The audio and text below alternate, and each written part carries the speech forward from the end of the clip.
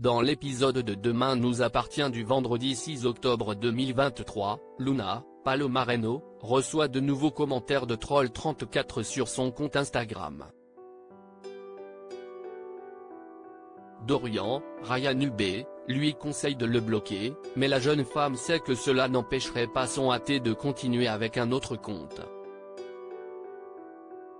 Soudain, elle reçoit une photo de la part de Troll34. Elle y reconnaît Mona, Catherine Benguigui, qui a vraisemblablement fait une fausse manipulation avec son téléphone. Amusée, Luna décide d'aller confronter la cuisinière du Spoon. Elle lui assure ne jamais avoir voulu faire de mal à Nathan, AD, et avoir toujours été honnête avec lui et ne lui a jamais donné de faux espoirs. Mona souligne qu'elle a fait pire, elle cesse de taper son meilleur ami. Luna la corrige. Elle est tombée amoureuse de Dorian parce qu'il lui a redonné goût à la vie après son accident. Si est très différent de se le taper. Touchée par les paroles de Luna, Mona décide d'effacer les commentaires de Troll34. Nathan se réjouit qu'elle ait enfin décidé d'arrêter ses bêtises, même s'il apprécie qu'elle ait pris sa défense.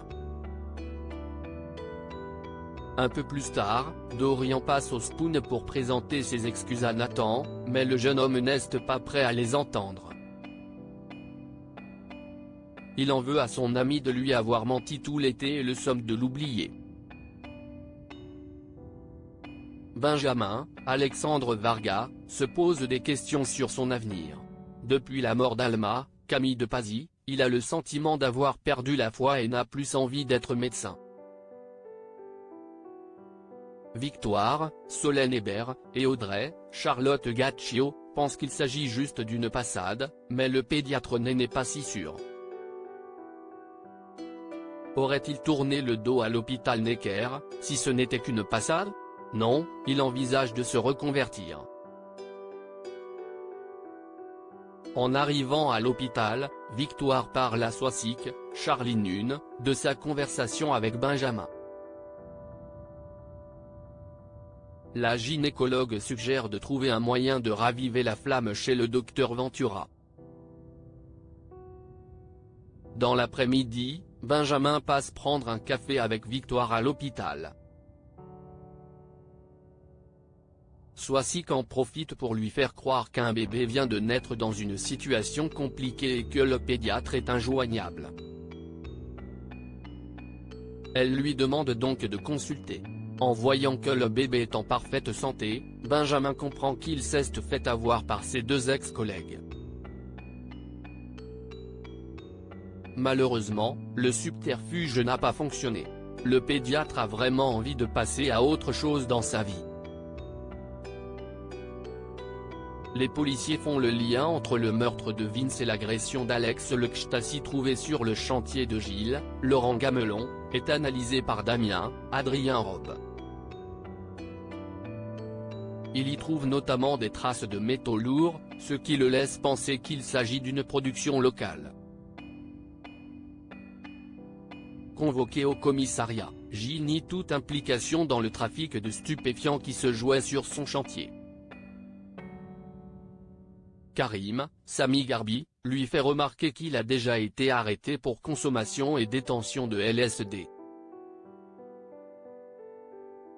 De plus, d'étranges mouvements ont été observés sur son compte en banque. Gilles aurait-il touché de l'argent en laissant sa maison servir de planque? Karim décide de placer Gilles en garde à vue, mais Sarah, Camille Genot, ne croit pas une seule seconde qu'il puisse être impliqué dans le trafic. Non seulement le frère de Marianne, Luce Mouchel, n'a pas le profil, mais il n'a pas de scooter. Au même moment, Bruno, Kevin Levy, donne rendez-vous à son interlocuteur en bord de mer. Il lui remet sa marchandise, mais l'homme remarque qu'il manque des sachets. Il le menace de s'en prendre à Nathan s'il ne lui apporte pas. De son côté, Roxane, Raphaël Volkov, continue d'éplucher les messageries privées de Vincent Germain, alias Vince, Edward Collins. Elle découvre qu'à chaque fois que Vince liquait un message privé, il recevait ensuite une série d'emojis colorés. Damien, Adrien Robe, a une illumination. Les emojis cœur rouge, fleurs bleues et étoiles jaunes sont exactement de la forme des pilules de ecstasy retrouvées sur le chantier de Gilles. Vince était dealer et communiquait ainsi avec ses clients. Pour en avoir le cœur net, Sarah convoque un des clients réguliers de Vince, qui confirme lui avoir acheté de l'ecstasy en utilisant des emojis. Il explique que Vince le livrait à domicile, mais que ce n'était pas toujours lui qui se présentait.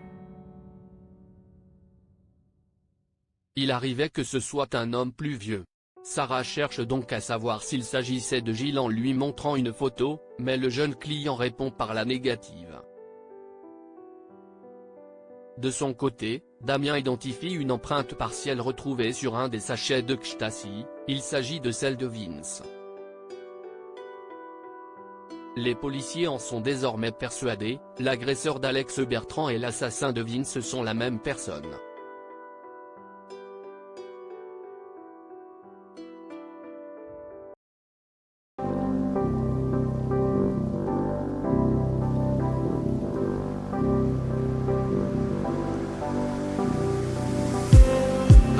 Just need